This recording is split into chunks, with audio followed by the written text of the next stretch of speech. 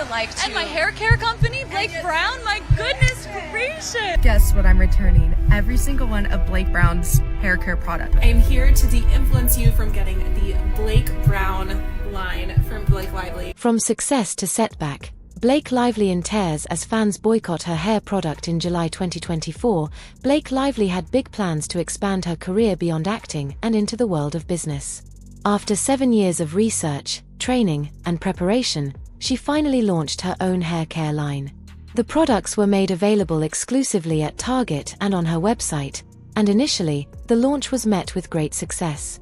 However, things quickly took a turn.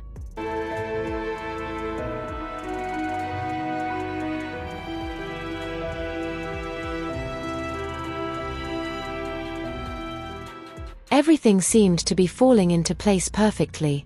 Instagram influencers were enthusiastically promoting the brand, sharing stylish photos, and posting glowing reviews.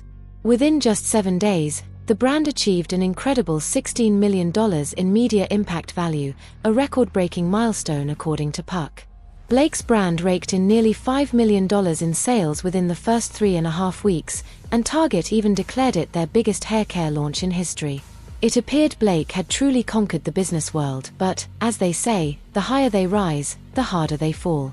The smooth ride hit a rough patch, much like the Titanic's tragic sinking, and started to lose momentum.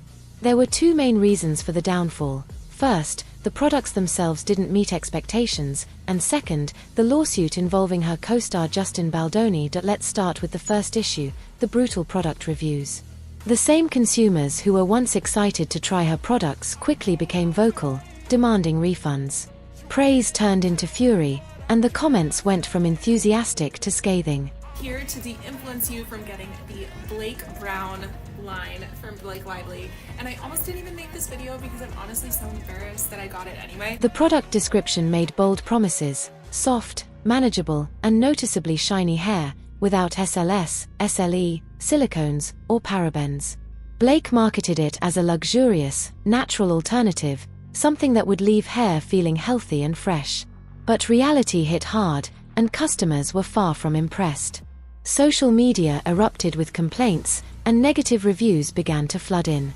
It wasn't just the usual dissatisfied customers, it quickly turned into a full-fledged boycott. A TikToker went viral after sharing a shocking tip from a Target employee, revealing that customers were returning the shampoo in droves. She didn't hold back, stating, "This *T isn't even worth $20. And she wasn't alone. Fans who had eagerly rushed to buy the products soon realized their mistake. Emma Newitz, another customer, perfectly summed up the disappointment. "The packaging is gorgeous, but the product is not functional." I hate that I'm making this video. Blake Lively, I love you, but this hair care line just isn't it. The formula is like, okay, there's honestly nothing really that special about it, but let's talk about the packaging. Okay, it's gorgeous, but it's not functional. Why would you invest so much in packaging if the product doesn't even deliver? But the biggest problem of all? Blake's dry shampoo wasn't even a real dry shampoo. Oh, your hair looks good, because I also think my hair looks good, but my ends have never been drier. So that's a little interesting. That's just my hot take for, your lovely Wednesday evening. Love her, but it might not be the best brand. Customers were expecting a lightweight, oil-absorbing spray to freshen up their hair between washes. Instead, they got a sticky, heavy texturizing mess that left hair tacky, greasy, and impossible to manage. Hair is so soft. I'm telling you right now, my hair has never been this dry in my life. Then, things took a turn for the worse. Fans soon noticed something odd. Blake's products had vanished from Target shelves. There was no warning, no explanation, just gone. Allegedly, Target is claiming customers are returning Blake Lively's hair care line, Blake Brown, in droves. So they are pulling all of her merchandise off their shelves because they are losing profit. But would you ever pay $20 for dry shampoo that has terrible reviews and is allegedly bad for your hair? The internet went wild with speculation. Was Target secretly pulling the plug? Was it due to the awful reviews? Or was there something more going on behind the scenes? Then, suddenly, the truth surfaced.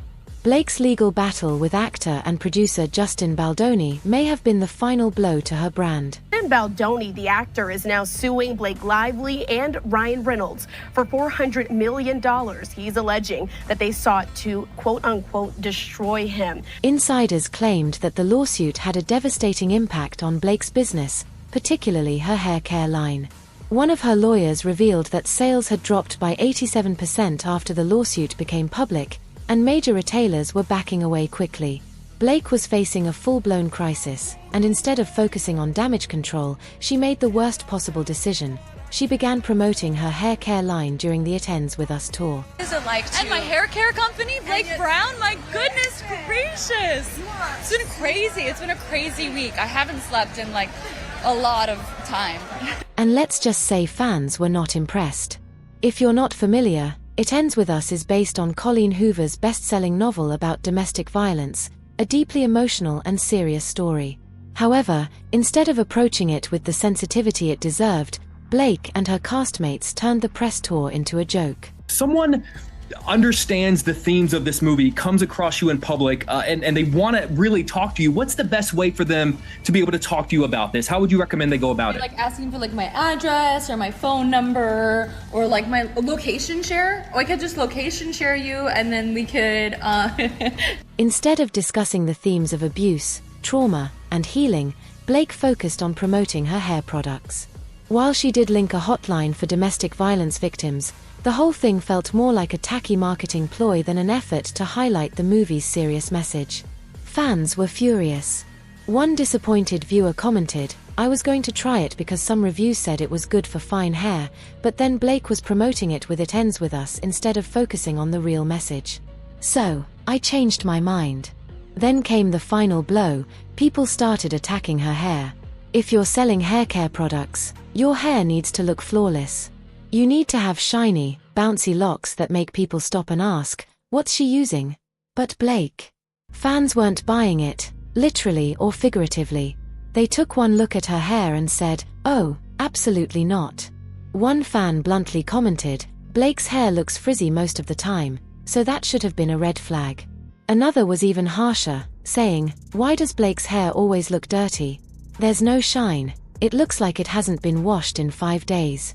I'm not spending money on her products."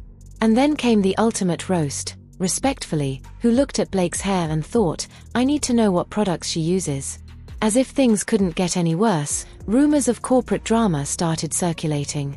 Blake's brand was already being dragged for bad reviews, but now it seemed like there was trouble behind the scenes too. Apparently, Blake's team had been asking Target for more marketing, better shelf space, and possibly even more money. But Target wasn't having it. Let's be honest, Blake's products were flying off the shelves in the worst way possible, straight into the return pile. One customer even posted, "Guess what? I'm returning every single one of Blake Brown's hair care products."